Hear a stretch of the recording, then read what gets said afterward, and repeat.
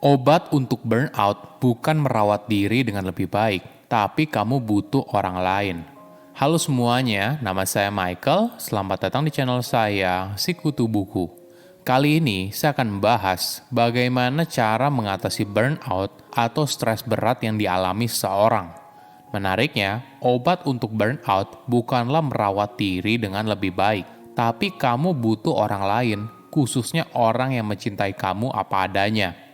Ini merupakan rangkuman dari video TED Talk Emily Nagoski dan Amelia Nagoski yang berjudul The Cure for Burnout, Hint It Isn't Self-Care, dan diolah dari berbagai sumber. Sebelum kita mulai, buat kalian yang mau support channel ini agar terus berkarya, caranya gampang banget. Kalian cukup klik subscribe dan nyalakan loncengnya.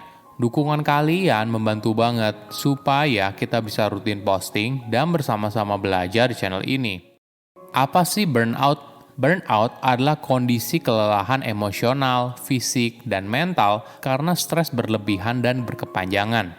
Pada tahun 1970-an, saat pertama kali diperkenalkan, istilah burnout hanya digunakan pada kondisi stres berat yang dialami seorang di dunia kerja. Namun sekarang sudah berkembang. Ada 3 indikator apabila kamu sedang mengalami burnout. Pertama, depersonalization. Hal ini terjadi saat kamu memisahkan dirimu secara emosional dengan pekerjaan. Kedua, decreased sense of accomplishment. Terjadi saat kamu terus bekerja keras, tapi di sisi lain kamu tidak merasa apa yang kamu lakukan memberikan dampak yang signifikan. Terakhir adalah emotional exhaustion. Setiap orang yang merasakan burnout punya pengalaman yang berbeda. Umumnya, saat pria mengalami burnout, mereka mengalami depersonalization. Sedangkan wanita biasanya mengalami emotional exhaustion. Suatu hari, Amelia yang merupakan salah satu pembawa acara TED Talk tiba-tiba dilarikan ke rumah sakit karena mengalami sakit perut yang luar biasa. Dokter memberikan diagnosa kalau sakit perut yang dialaminya berasal dari stres yang berat. Amelia lalu disuruh pulang dan beristirahat. Awalnya dia tidak percaya, kok stres bisa menyebabkan gangguan pada tubuh? Namun ketika saudara kembarnya bernama Emily memberikan segudang riset yang menjelaskan hubungan stres dan tubuh, dia baru percaya. Untuk memahami burnout, mungkin kita juga perlu harus mengetahui soal siklus stres. Hal ini artinya kita bisa membedakan apa itu stresor dan stres. Stresor adalah hal yang menyebabkan kamu stres. Misalnya tujuan dan harapan yang tidak dapat dipenuhi, masalah keluarga, keuangan, dan sebagainya.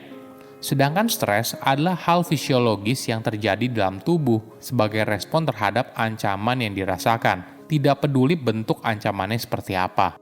Ketika berada dalam situasi yang mengancam, respon manusia biasanya ada 3, melawan, lari, atau membeku. Misalnya kamu tiba-tiba saja dikejar singa, apa yang kamu lakukan? Kamu lari kan?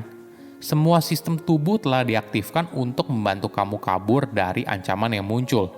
Lalu ketika kamu berhasil kabur, kamu kembali ke desa dan melompat ke girangan. Kemudian, kamu bercerita pengalaman tersebut ke orang terdekat dan kalian saling berpelukan.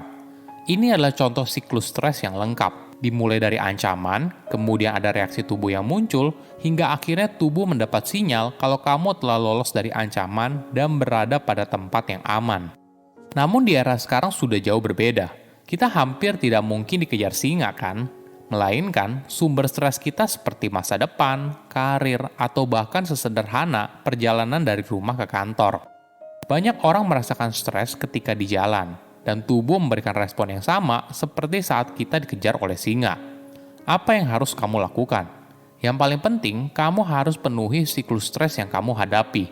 Misalnya begini, ketika kamu sedang stres karena seharian mengalami macet di jalan, coba luangkan waktu sejenak untuk membuat tubuh kamu menjadi rileks, bisa dengan mengendurkan otot yang tegang, dan sebagainya. Hal ini untuk memberikan tanda ke tubuh kalau kamu sudah berada dalam kondisi yang aman. Apa tandanya apabila kamu sedang mengalami burnout? Mungkin perlu dipahami kalau burnout bukan diagnosa medis dan bukan penyakit kejiwaan. Ini merupakan kondisi yang berkaitan dengan tingkat stres yang tinggi. Jika kamu mengalami burnout, artinya kamu perlu melengkapi siklus stres yang kamu hadapi. Untuk memahami apabila kamu sedang mengalami burnout atau tidak, kamu perlu kesadaran diri yang baik. Ibaratnya ada 2 tipe orang. Pertama, orang yang memang sadar soal apa yang sedang terjadi pada tubuhnya setiap waktu. Jadi ketika muncul gejala burnout, orang itu bisa segera sadar. Namun ada juga tipe orang kedua, yang tidak sadar atas apa yang terjadi pada tubuhnya. Hingga suatu hari, seperti Amelia yang tiba-tiba saja harus dilarikan ke rumah sakit karena kondisi yang darurat. Hal ini terjadi apabila kamu tidak bisa menyadari kesulitan yang menumpuk di dalam dirimu. Ini memang tidak mudah dan tidak menyenangkan berada dalam perasaan yang sulit. Namun ada sebuah analogi yang menarik. Kita harus melihat perasaan sebagai sebuah terowongan. Kamu perlu melewati bagian yang gelap, baru kemudian sampai ke ujung terowongan kan? Sama halnya dengan perasaan atau stres. Kamu harus menjalani semuanya dari awal hingga akhir. Kamu harus sadar bukan stres yang buruk, tapi terjebak dalam stres barulah itu merupakan hal yang buruk. Mayoritas orang biasanya tidak mau melakukan itu karena mereka takut pada perasaan yang tidak menyenangkan. Apalagi mungkin saja kita dibesarkan di dalam keluarga yang tidak secara terbuka berbicara soal perasaan. Hal ini membuat kita tidak melihat perasaan atau stres sebagai terowongan. Kita melihatnya sebagai sebuah gua yang gelap, penuh dengan hewan berbahaya, dan sebagainya. Bagaimana caranya apabila kamu mengalami burnout di tempat kerja? Tentunya yang paling baik adalah adanya komunikasi antara atasan dan bawahan. Komunikasi yang terbuka atas tantangan dan kesulitan yang dihadapi. Namun sayangnya, tidak semudah itu. Ada kondisi di mana atasan dan bawahan tidak bisa menjalin komunikasi yang baik. Jika sudah begitu, kamu harus melindungi dirimu dari lingkungan kerja yang toksik. Caranya yaitu dengan menciptakan suasana penuh cinta di rumah, di mana anggota keluarga di rumah memiliki perhatian yang tulus atas kesejahteraanmu. Ada fakta yang menarik. Untuk mengobati burnout bukanlah merawat diri dengan lebih baik. Yang kamu butuhkan adalah cinta dan kasih sayang dari orang yang ada di sekitarmu. Misalnya bisa sederhana ini. Kamu terlihat sedang mengalami stres yang berat, kemudian ada orang yang bilang, "Kamu sepertinya butuh istirahat sejenak. Saya akan bantu kamu mengerjakan hal ini." Atau kamu hanya butuh 15 menit didengarkan tentang permasalahan yang sedang kamu hadapi. Inilah kenapa untuk mengobati burnout, kamu tidak bisa sendirian. Kamu butuh orang lain. Cuma kondisi ini memang tidak dialami oleh semua orang. Mungkin saja ada orang yang tidak memiliki hubungan yang dekat dengan anggota keluarganya yang lain di rumah. Namun pertanyaannya, apakah kamu pernah mencoba? Mencoba untuk mulai merajut kembali komunikasi yang mungkin sempat terputus. Ketika kamu merasa sedang kesepian, mungkin saja orang terdekatmu juga merasakan hal yang sama.